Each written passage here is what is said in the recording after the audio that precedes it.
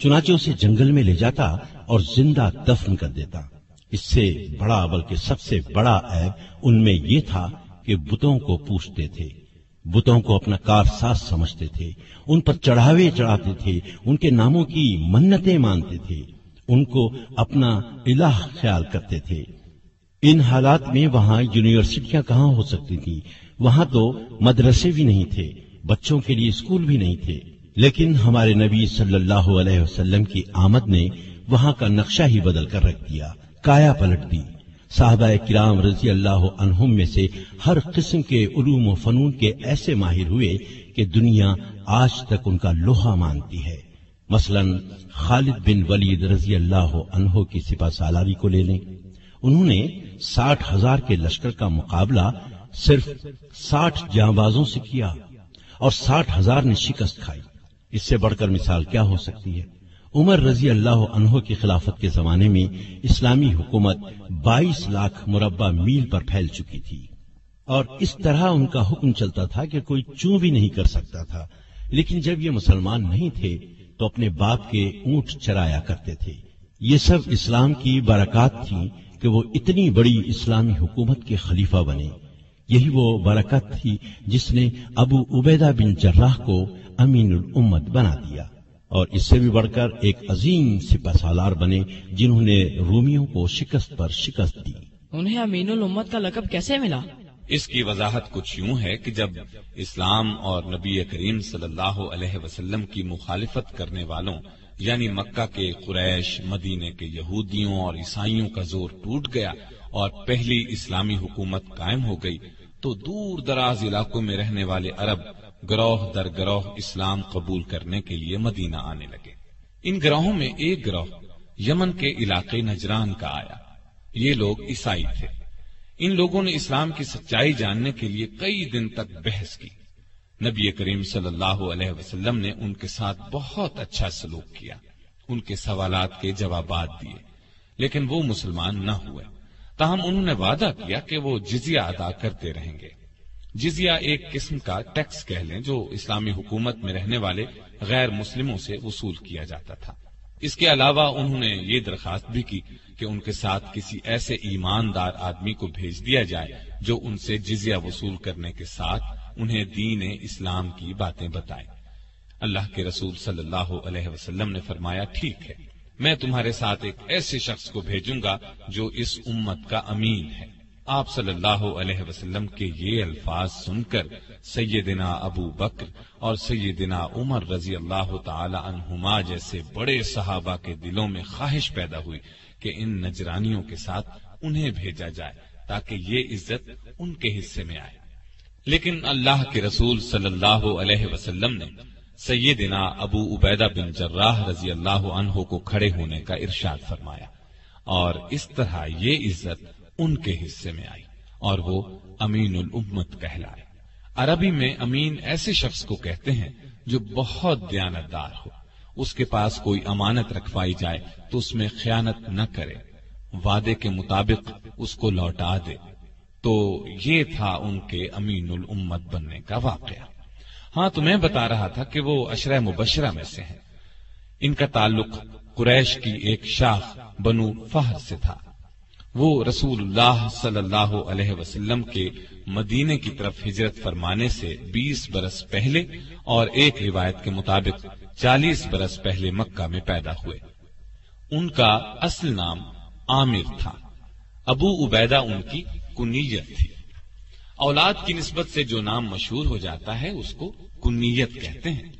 उनके वालिद का नाम अब्दुल्लाह और दादा का नाम अल जर्राह था, इसलिए उनका नाम ये बनता है अबू उबैदा बिन अब्दुल्लाह बिन जर्राह। लेकिन वो मशहूर अबू उबैदा बिन जर्राह के नाम से हुए।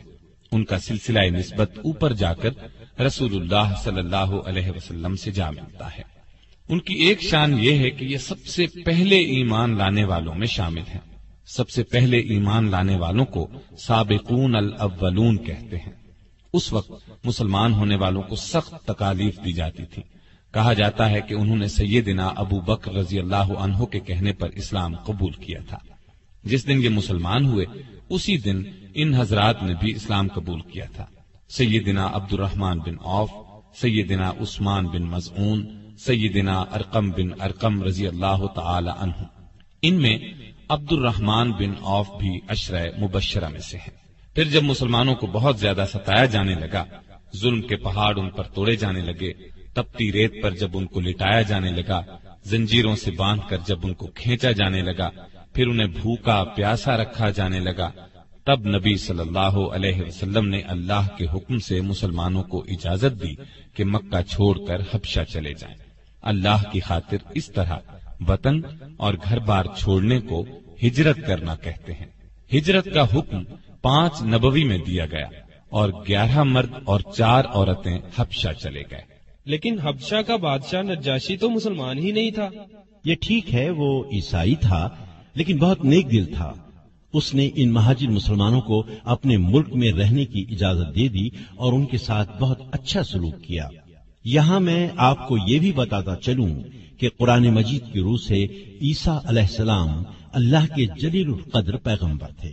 اللہ نے ان پر اپنی کتاب انجیل نازل کی تھی، اس لیے ان پر ایمان لانے والے بھی مسلمان ہی تھے۔ لیکن پھر عیسیٰ علیہ السلام کے آسمان پر اٹھا لیے جانے کے بعد دنیا کے فائدے کی خاطر لوگوں نے ان کی تعلیم کو بدل دیا، اپنی طرف سے اس تعلیم میں مطلب کی باتیں شامل کر لیں، انجیل مقدس کو کچھ سے کچھ بنا دیا۔ ایسا کرنے کو تحریف کرنا کہتے ہیں۔ یہ بہت بڑا گناہ ہے۔ ان کی تعلیم کو بدل دینے والوں نے ایک عقیدہ یہ گھڑ دیا کہ عیسیٰ علیہ السلام اللہ کے بیٹے ہیں، لیکن کچھ عیسائی صحیح تعلیم پہ بھی قائم رہے۔ حبشہ کا بادشاہ نجاشی بھی سچا عیسائی تھا، وہ عیسیٰ علیہ السلام کو اللہ کا بیٹا نہیں مانتا تھا۔ ایسا عقیدہ رکھنا شرک ہے۔ اللہ تعالیٰ نے قرآن کریم میں بار بار فرمایا ہے، شرک سب سے بڑا گناہ ہے، شرک معاف نہیں کیا جائے گا۔ تو کیا سب سے پہلے ہجرت کرنے والے مسلمانوں میں ابو عبیدہ بن جراح بھی تھے؟ جی نہیں، وہ ہجرت کرنے والے اس قافلے میں شامل تو نہیں تھے، لیکن دوسرے قافلے کے ساتھ انہوں نے بھی ہجرت کی تھی۔ اس قافلے میں 91 مہاجر تھے، ان میں 73 مرد اور 18 عورتیں تھیں۔ اپنے دین کے لیے یہ بہت بڑی قربانی تھی۔ ابو عبیدہ بن جراح کی ایک شان یہ ہے کہ انہوں نے 2 مرتبہ ہجرت کی، یعنی دوسری مرتبہ 13 ہجری کو حبشہ سے مدینہ کی طرف اس وقت ہجرت کی جب اللہ کے رسول صلی اللہ علیہ وسلم ہجرت فرما کر مدینہ تشریف لے گئے۔ اس طرح ان کے حصے میں ہجرت کا دگنا ثواب آیا۔ یہی نہیں، انہیں تو اللہ تعالیٰ نے بہت سی دوسری نعمتوں سے بھی نوازا۔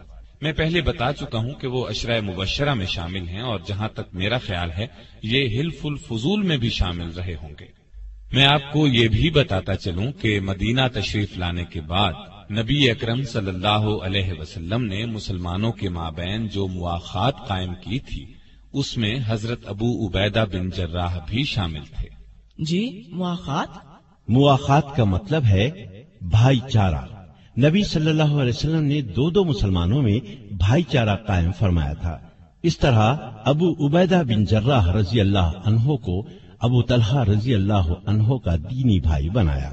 یہ بھائی چارہ اس لیے تھا کہ مسلمان ایک دوسرے کے مددگار اور خیر خواہ بن جائے۔ یہ لوگ پھر ایسے خیر خواہ بنے کہ سگے بھائی بھی ایسی خیر خواہی کم ہی کرتے ہیں۔ اکثر صحابہ رضی اللہ عنہم نے اپنا آدھا مال اپنے بھائیوں کو دے دیا۔ جن کے پاس 2 مکان تھے انہوں نے 1 مکان دے دیا، غرض ہر چیز کا نصف بھائیوں کے نظر کر دیا۔ ایسی مثال دنیا میں کم ہی ملتی ہے، لیکن افسوس آج کل مسلمانوں میں بھائی چارے کے جذبات کم ہی نظر آتے ہیں۔ اسلام نے تمام مسلمانوں کو بھائی بھائی قرار دیا ہے۔ اللہ تعالیٰ قرآن مجید میں ارشاد فرماتا ہے، وَأَقْسِطُوا إِنَّ اللَّهَ يُحِبُّ الْمُقْسِطِينَ إِنَّمَا الْمُؤْمِنُونَ إِخْوَةٌ فَأَصْلِحُوا بَيْنَ أَخَوَيْكُمْ وَاتَّقُوا اللَّهَ لَعَلَّكُمْ تُرْحَمُونَ۔ اور انصاف کرو کہ اللہ انصاف کرنے والوں کو پسند کرتا ہے۔ مومن تو ایک دوسرے کے بھائی ہیں، لہذا اپنے بھائیوں کے درمیان تعلقات کو درست کرو اور اللہ سے ڈرو، उम्मीद है